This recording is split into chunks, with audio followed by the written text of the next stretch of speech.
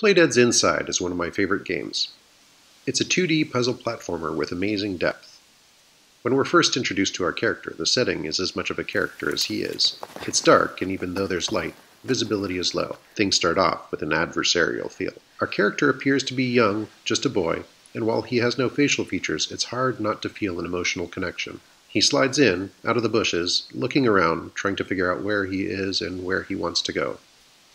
His posture portrays fear, not confidence, and I remember the first time I fired up this game, feeling that fear and asking myself, what the heck was going on? Stela is a mechanically similar game, although there are some significant differences right from the start.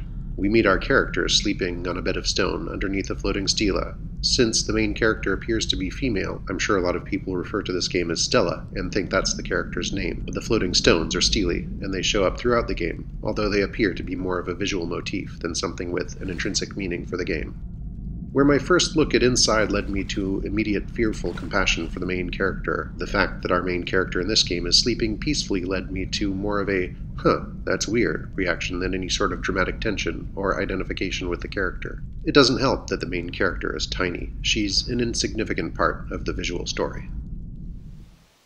The animation in Inside is simple, but fluid and amazing, and serves to emphasize the vulnerability of the main character. Let's watch that jump again. He springs into midair and lands smoothly but with little stumble, like he's not quite as strong as one would like to be when on the run in a dark forest.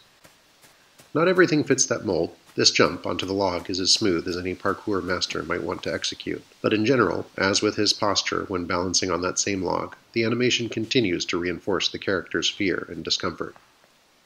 Sound is important in both games. At this point, all we're hearing is environmental sounds, but music is used to establish mood at various points. We see the diversity in the animation as the character climbs through a fence and slides down a hill, and we see our first sign of other humans. Clearly, our character knows that he doesn't want to be seen as he hunches down to give us an indication that the people in the truck are foe, not friend. He sneaks on, safe for a moment, but only a moment as more danger awaits. The forest, once the adversary, becomes something of a comfort, as he stands up a little higher again, comfortable as he's ever been with the level of immediate danger. Sound doesn't just provide ambience for us, but plays a part in the storytelling.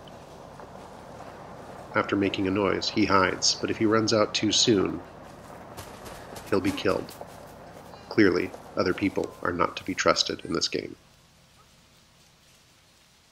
The animation of the main character in Stela is good enough.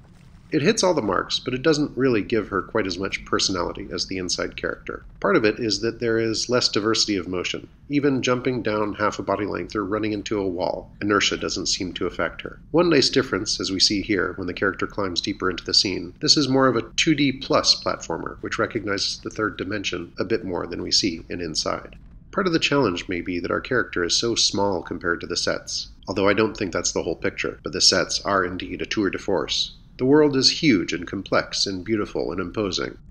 Here we leave our introductory scene and enter a completely different and desolate world. Now, belatedly, I'm thinking, okay, what the heck? Although our character's confident posture still makes me feel a distinct lack of conflict. I feel like no matter what, she's going to be okay. As she runs through the set, I'll do a similar slow-motion capture of a jump. There are definitely some move-specific frames, and a little extra bend to the knee when she lands, but it just doesn't feel difficult enough. Either she's a robot, or she's superhuman to land like that. But clearly, we're supposed to feel tension, and rather than show us, the game tells us so, with loud music. Again, the sets are amazing, and I can see why they pan out to really capture the landscape, but our character just disappears even more. In both games, if there's something you can interact with, you can be almost certain that you have to interact with it. There are exceptions, but there's little wasteful interaction. We see that first in Stela. Our character can push the cart, so it's fair to suggest she must push the cart. Back inside, with a little more care and a little more patience, we can get our friend through what we learned was a life-threatening situation. Patience is an important tool in this game. While there are some twitchy moments, thoughtful consideration is at least as important. He waits as his would-be killers search the wrong direction and escapes capture. And again, as soon as he gets past, he looks almost comfortable again, standing almost upright, knowing that the gloom of the forest will protect him. Here, we see something that stands out, and sure enough, since we're unable to climb this wall, we must interact with the uncannily placed refrigerator, knocking it down and dragging it over so we can use it as a stepping stone. One of the great features of Inside is progressive disclosure of elements. Off in the distance we see a dog, and while we're able to successfully sneak past undetected by it or the humans, there's, again, very little waste. It is a dread-inducing foreshadowing for some truly terrifying moments to come.